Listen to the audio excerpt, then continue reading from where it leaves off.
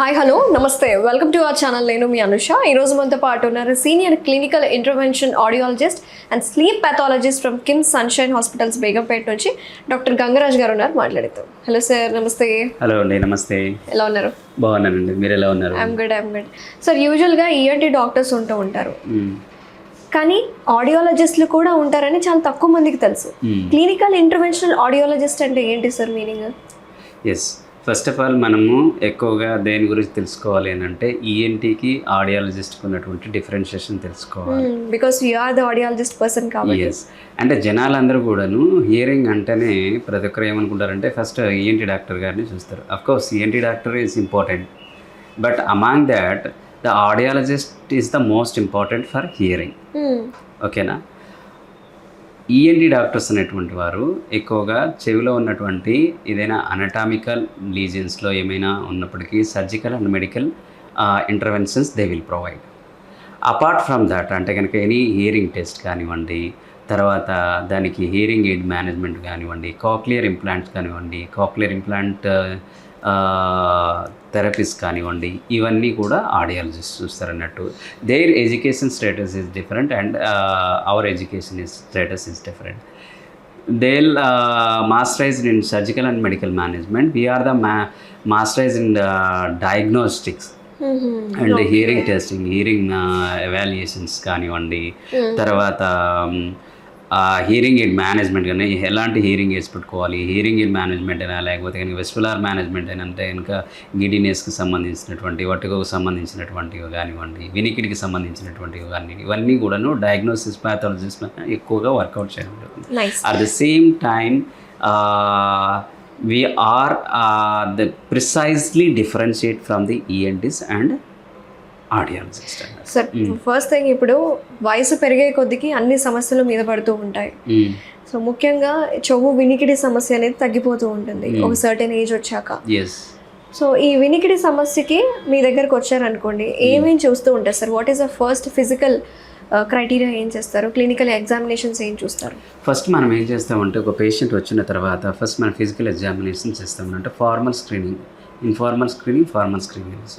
Informal screening చేసిన తర్వాత అంటే కనుక ఫస్ట్ వాళ్ళ హియరింగ్ స్టేటస్ ఏంటి, వాళ్ళ డెమోగ్రాఫిక్ డేటా తీసుకోవడం జరుగుతుంది అన్నట్టు. అంటే కనుక పేషెంట్ ఏం ప్రాబ్లం ఫేస్ చేస్తున్నాడు, ఎప్పటి నుంచి ఫేస్ చేస్తున్నాడు, ఇవన్నీ చూస్తామన్నట్టు. దెన్ ఫిజికల్ ఎగ్జామినేషన్ చూస్తాం. ఏమైనా ఇయర్ లోపల ఏమైనా హోల్ ఉందా, లేకపోతే చీమ్ ఏమన్నా ఉందా, అదర్ ఫ్యాక్టర్స్ ఏమన్నా ఉన్నాయా అనేటువంటిది ఇవన్నీ చూస్తామన్నట్టు.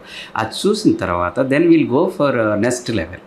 అంటే based on the problem will go couple of tests like PTA, impedance, తర్వాత ఓఏఈ, బెరా లాంటి టెస్ట్లు మనం చేయడం జరుగుతుంది అన్నట్టు. So if it is any problem in the outer and middle ear, so will called as a conductive hearing loss. ఓకేనా? ఒకవేళ if it is problem in outer ear, middle ear, inner ఇయర్లో ఉంటుంది, దీన్ని మిక్స్డ్ హియరింగ్ లాస్ అంటాం అన్నట్టు.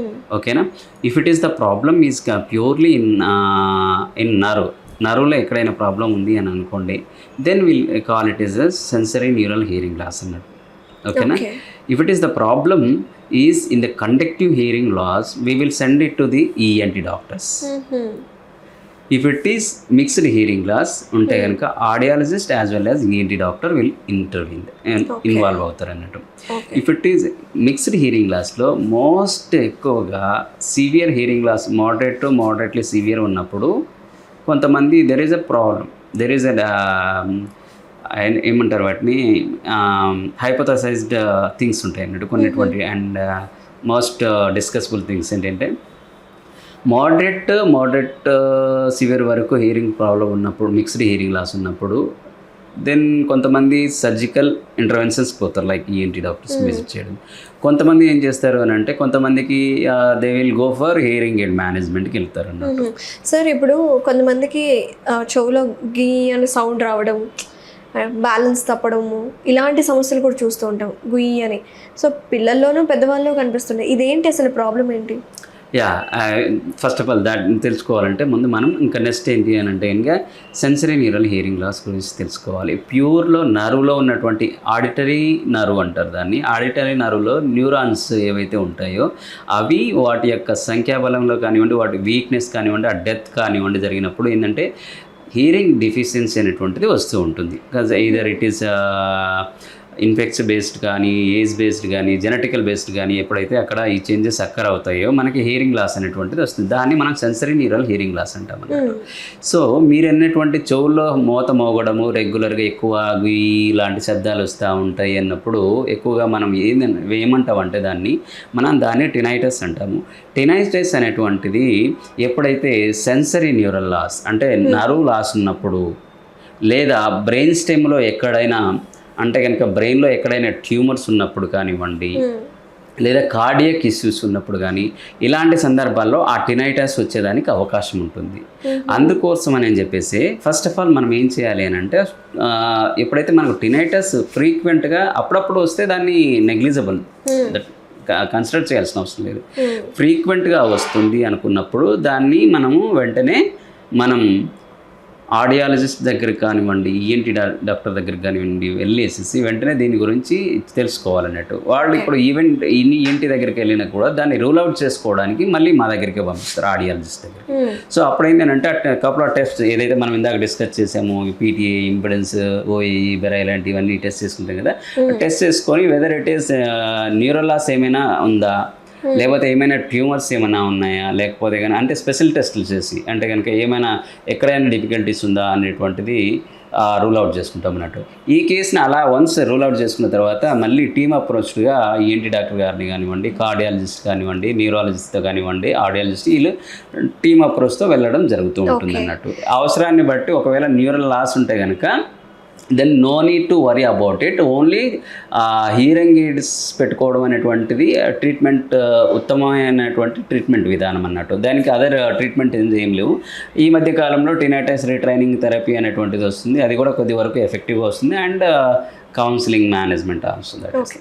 So these days అయితే చాలామంది ear phones, AirPods అసలు 24 గంటలు మనకున్న టైంలో ఆల్మోస్ట్ ఒక 12 hours కంటిన్యూస్గా పెట్టుకున్న వాళ్ళు ఉన్నారు సార్.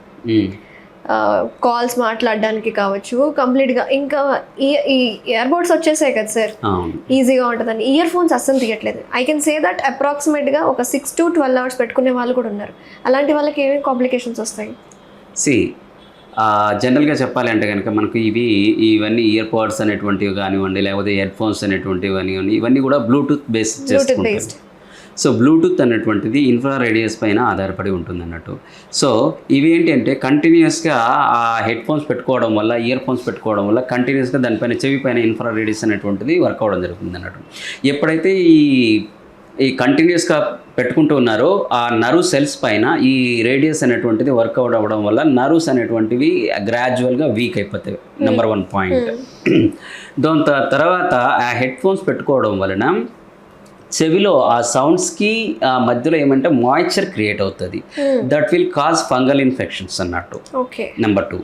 నెంబర్ 3 ఏంటి అని అంటే కనుక ఎక్కువ శబ్దం పెట్టుకోవడం వలన నరువు పైన నరువు లోపల చెవి అనేటువంటిది కంటిన్యూస్గా ఫ్రీక్వెంట్గా వర్క్ చేయడం వలన ఇయర్ ఫ్యాటిగ్ వచ్చేసి నరువు సెల్ ఫ్యాటిగ్ వచ్చేసి నరువు తొందరగా డ్యామేజ్ అయ్యేదానికి అవకాశం ఉంటుంది అన్నట్టు.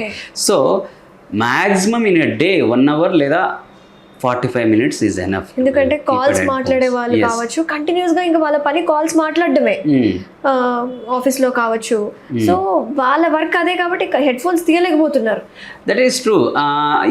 ఇలాంటి సమస్య ఉన్నటువంటి వాళ్ళు ఏం చేయాలంటే మేనేజ్మెంట్తో డిస్కస్ చేసి, అంటే వాళ్ళ కంపెనీ మేనేజ్మెంట్తో డిస్కస్ చేసి ఓపెన్ ఎండెడ్ కాల్స్ తీసుకోవడం లాంటివి చేసుకోవాలి. అంతేగాని హెడ్ ఫోన్స్ కంపెనీ ఖచ్చితంగా వాడాలి అని అంటే కనుక ఎంప్లాయీ సేఫ్టీ అనేటువంటిది కూడా చూసుకోవాలి ఇక్కడ. సో ఓవరాల్గా చూసుకుంటే పర్ డే ఒక వ్యక్తి ఇయర్ ఫోన్స్ వాడాలంటే ఎన్ని మినిట్స్ వాడచ్చు అంటారు సార్? కంటిన్యూగా అయితే 1 hour వాడచ్చు. అంతకు మించి ఎక్కువ వాడితే కనుక ఇయర్ డేంజర్లో ఉన్నట్టే లెక్క, అంతే. So not only that ear phones, in these days in Hyderabad like city కల్చర్లో ఉన్నటువంటి ప్రతి మనిషి, సగటు మనిషి కూడా they are in danger.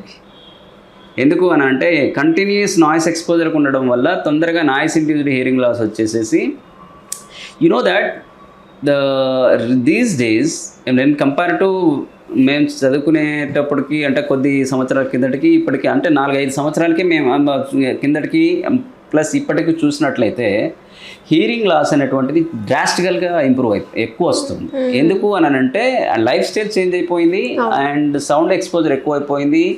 And ఎలా అంటే చిన్న కాలేజ్ స్టూడెంట్స్ అంటే ఇంటర్మీడియట్ చదివేటువంటి వాళ్ళకి, 10th క్లాస్ చదివేటువంటి వాళ్ళకి, స్కూల్ గోయింగ్ చిల్డ్రన్స్కి అండ్ ఎక్కువ ఈ ప్రాబ్లం వస్తుంది. కోవిడ్ తర్వాత ఎక్కువ అయిపోయింది కదండి. 100% అసలు కోవిడ్ తర్వాత ఈ ఆన్లైన్ క్లాసెస్, జూమ్ క్లాసెస్ అని.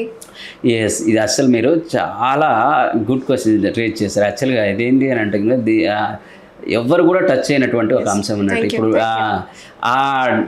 ఏదైతే జూమ్ కాల్స్ తీసుకోవడం వల్ల, ఎందుకంటే వాళ్ళు చిన్న పిల్లలు హెడ్ ఫోన్స్ పెట్టుకుంటారు, వాళ్ళకి తెలియదు ఎంత వాల్యూమ్లో పెట్టుకోవాలన్నా, ఏం చేయాలి, ఎలా వినాలి అనేటువంటి వాళ్ళకి తెలియకపోవడం వల్ల ఏంటంటే కంటిన్యూస్గా పెట్టుకుంటారు. అండ్ ఎదిగే పిల్లల్లో ఏమవుతుంది అంటే నర్వ్స్ చాలా సెన్సిటివ్గా, హైపర్ యాక్టివ్గా ఉంటాయి అన్నట్టు. సో అంటే కండక్టివిటీ ఎక్కువ ఉంటుంది వాళ్ళలో, చిన్నపిల్లలు in comparison to that. So అలాంటి సందర్భంలో ఎక్కువ కంటిన్యూస్గా నాయిస్ ఎక్స్పోజర్కి కానివ్వండి, ఆ హెడ్ ఫోన్స్ ఎక్స్పోజర్కి కానివ్వండి, ఆ ఇన్ఫ్రారెడ్కి ఎక్స్పోజర్ కానివ్వండి, వాళ్ళకు ఫ్రీక్వెంట్గా చెవి నొప్పి కానివ్వండి, చెవిలో ఇన్ఫెక్షన్స్ కానివ్వండి, నరం దెబ్బతినడం కానివ్వండి, ఇలాంటివి వస్తాయి అన్నట్టు. ఇంకా ఈ కాలంలో అంటే ఈ కాలం means in the years these day రీసెంట్గా మనం వింటున్నాం జెన్జీ అనేటువంటిది. ఆల్ఫా అనేటువంటిది ఒకటి. జెన్జీ అయినా, ఆల్ఫా అయినా, గంజీ అయినా, లేకపోతే అదర్ ఓల్డ్ జనరేషన్స్ అయినా, ఎవరైనా కానీ వాళ్ళు దేన్నైనా మితంగా వాడితే కనుక దే విల్ సర్వైవ్. ఓకేనా. ఈ ఇయర్ ఫోన్స్ని ఎక్కువగా వాడడం వలన చిన్న వయసులోనే హియరింగ్ ఎయిడ్స్ పెట్టుకోవాల్సి వస్తుంది. సో ప్రాబ్లం చిన్నగా ఉన్నప్పుడు రారు హీరింగ్ ప్రాబ్లం చూడడానికి. ప్రాబ్లం పెద్దగా అయిపోయిన తర్వాత వస్తారు, మాకు చాలా చిన్న సొల్యూషన్ కావాలి అని అంటారు. సో కాబట్టి దానికన్నా prevention is the better than cure. అంటే హెడ్ ఫోన్స్ ఎక్కువ వాడకపోవడం అనేటువంటిది చాలా చాలా ఉత్తమమైనటువంటి పద్ధతి. Very nice sir, thank you so much sir. చాలా అవేర్నెస్ క్రియేట్ చేసామని నేనైతే అనుకుంటున్నాను. Thank you so much. నమస్తే.